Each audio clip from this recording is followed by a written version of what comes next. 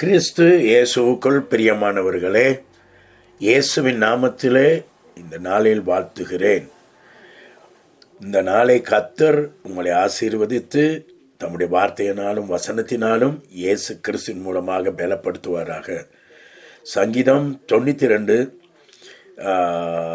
12வது வசனம் இப்படி கூறுகிறது: நீதிமான் பனையை போல் செழித்து லீபோனில் உள்ள கேதுரை போல் வளருவான். நீதிமான் பனையை போல் செழிப்பான் என்ற வார்த்தையை நாங்கள் இங்கே பார்க்கின்றோம். சங்கீதங்களிலே அது சொல்லப்பட்டிருக்கிறதை நாங்கள் பார்க்கின்றோம்.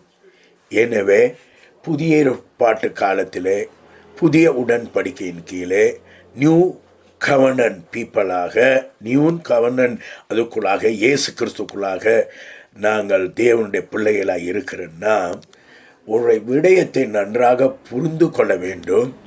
மக்கள் அறியாமையினாலே அவர்களுடைய காரியங்களிலே அழிவு வருகிறதாக வேதாகமம் கொலோசியர் 6:4-6 சொல்லுகின்றது.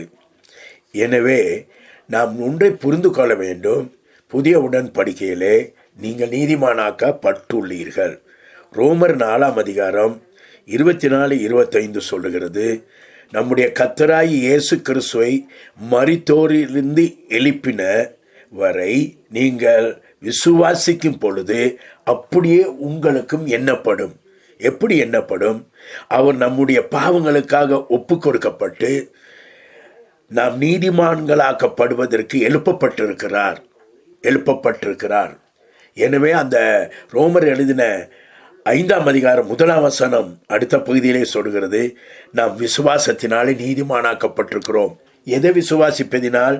நமக்காக மரித்து எழும்பி தன் இரத்தத்தை கொடுத்து தியாகம் செய்த இயேசு கிறிஸ்துவை நீங்கள் விசுவாசிப்பதின் மூலமாக நீங்கள் நீதிமானாக்கப்பட்டிருக்கிறீர்கள்.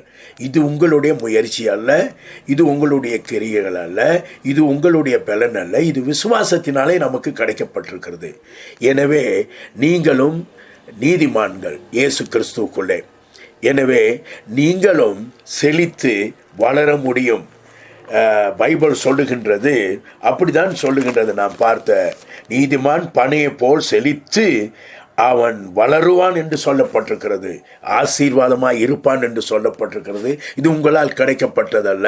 நீங்கள் விசுவாசத்தின் மூலமாக கிருபையினாலே இந்த நீதிமான் என்ற காரியத்தை, தேவ பிள்ளை என்ற விடயத்தை, நீங்கள் தகுதியாக்கப்பட்டுள்ளீர்கள் என்ற விடயத்தை பெற்றிருக்கிறீர்கள். நீங்கள் நீதிமொழி 10ஆம் அதிகாரத்தை பார்க்கும் பொழுது பைபிள் சொல்லுகின்றது 6ஆம் வசனம்: நீதிமான்களுடைய சிரசின் மேல் ஆசீர்வாதம் தங்கும். உங்களுடைய சிரசின் மேல் ஆசீர்வாதம் தங்கும்.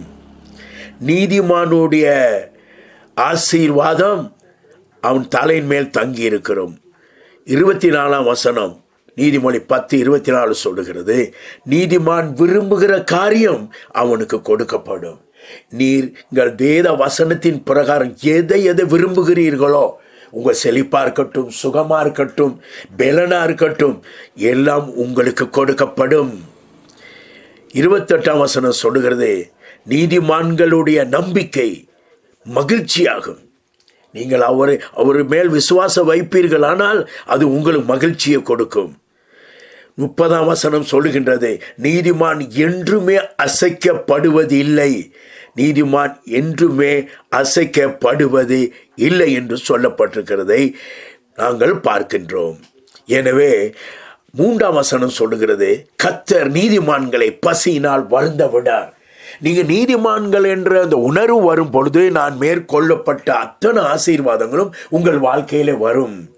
எனவே நீங்கள் இதை விசுவாசித்து நீதிமொழி 10:11 பிரகாரம் நீதிமானுடைய வாய் ஜீவ ஊற்று.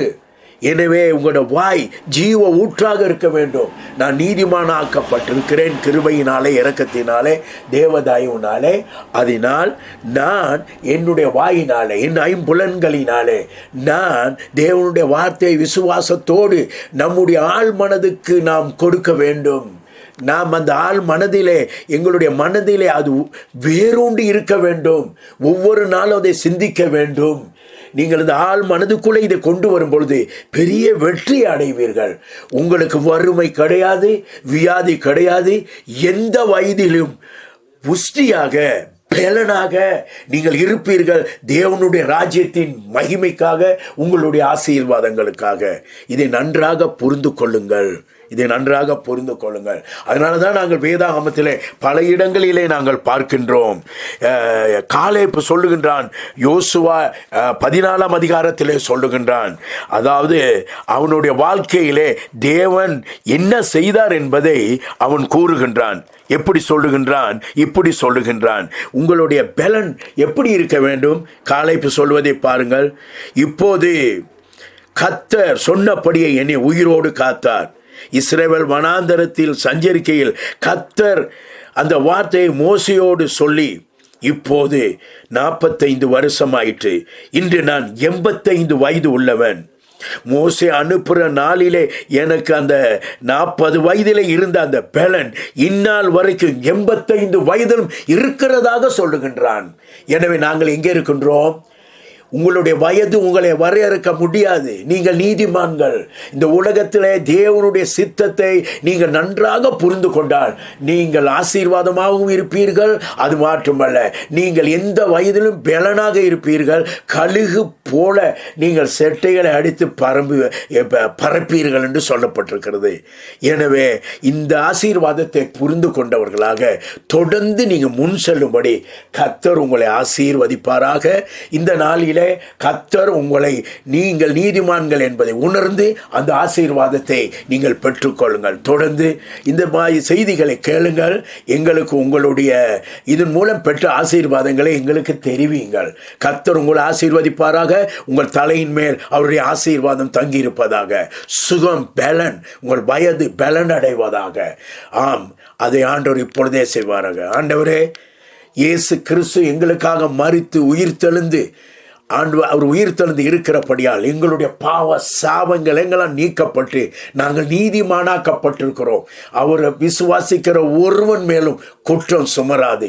நாங்கள் நீதிமானாக்கப்பட்டிருக்கப்படியால் இந்த வார்த்தை கேட்டிருந்த ஒவ்வொருவரும் சுகத்திலும் பலத்திலும் தேவ ராஜ்யத்தின் மகிமைக்காகவும் தங்களுடைய வாழ்க்கையின் எல்லா ஆசீர்வாதங்களுக்காகவும் எந்த வயதிலும் பலனோட, தைரியத்தோட, யோசுவா போல அந்த பலத்தோடு ஜீவிக்கத்தக்கதாக இந்த நாளிலே நான் ஆசீர்வதிக்கிறேன்.